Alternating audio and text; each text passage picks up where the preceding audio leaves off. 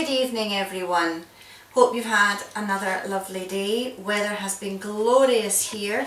Hope it was nice where you are.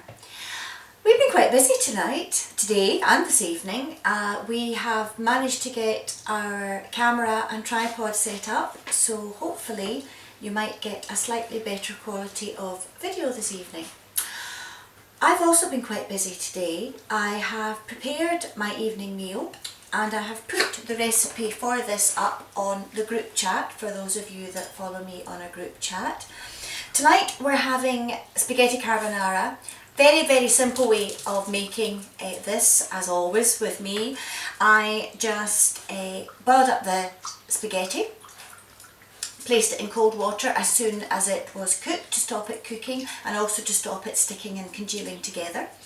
I then fried an onion with some chopped bacon, added a little flour to the mixture once the onions was cooked, then added my milk, little cream cheese left over from previous recipes that I wanted to use up, and then I added the pasta into the sauce, put it in a greased dish as you can see here, and I sprinkled some cheese over the top.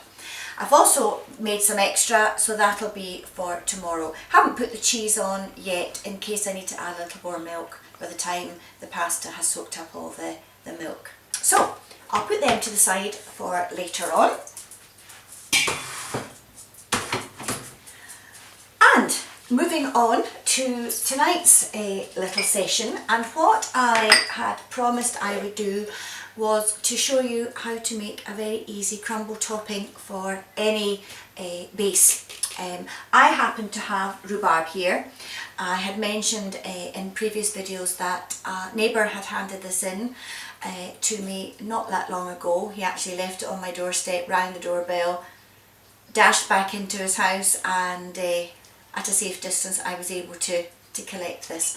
So I chopped the rhubarb up yesterday, cleaned it, chopped it and covered it with just enough water and a sprinkle of sugar and left it on the pan, on the cooker in the pan, and just let it do its thing, and that's the result I have.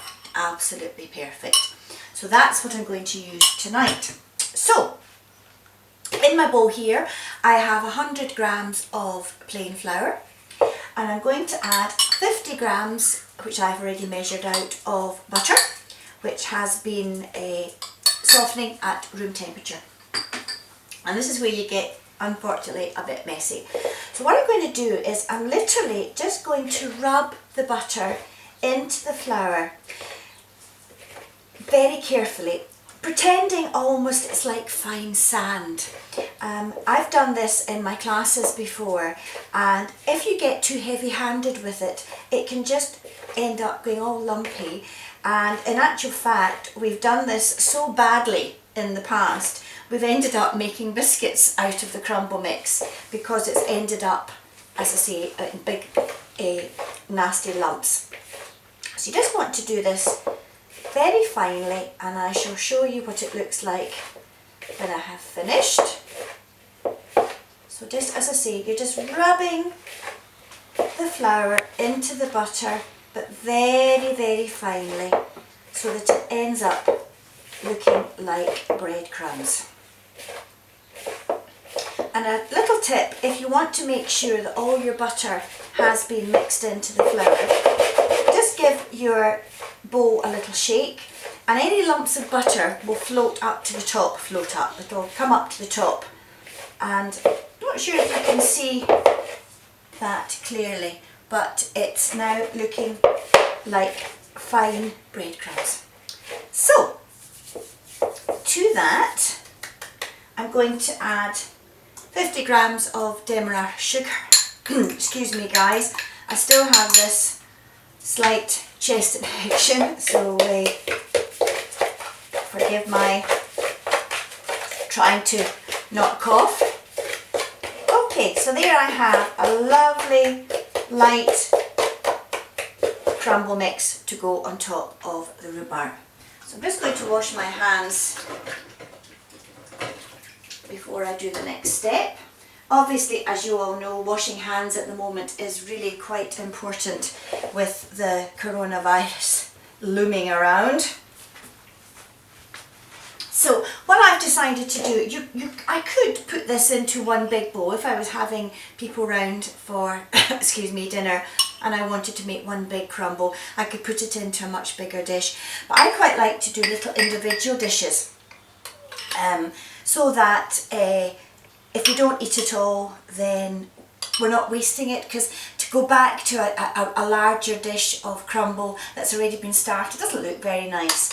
So I like to just make little individual ones, just enough for us to have after our meal this evening. And that actually is probably going to be plenty. That's a little one, you can make a smaller one. And then all I'm going to do, take a nice dry fresh spoon, and all I'm going to do is just sprinkle enough of the crumble mix over the top. Now I've made quite a lot here, which is absolutely fine, because I can boil up some apples tomorrow, which I have in the fridge to use up, and make some more crumble base for the rest of the topping. So just tap it so that it's, and there you have it. And that'll just go into the oven for about 20 minutes. As you all know, at the moment I'm using my Everhot, which is set at 170 degrees. I could put it up, but there's no need. 170 for about 20 minutes will be just perfect. You could add more topping to yours if you wanted, if you like a nice thick crumble topping, but I think that's just perfect for our tea tonight. Hope you've enjoyed that. I look forward to seeing you tomorrow. Take care everyone, stay safe. Bye.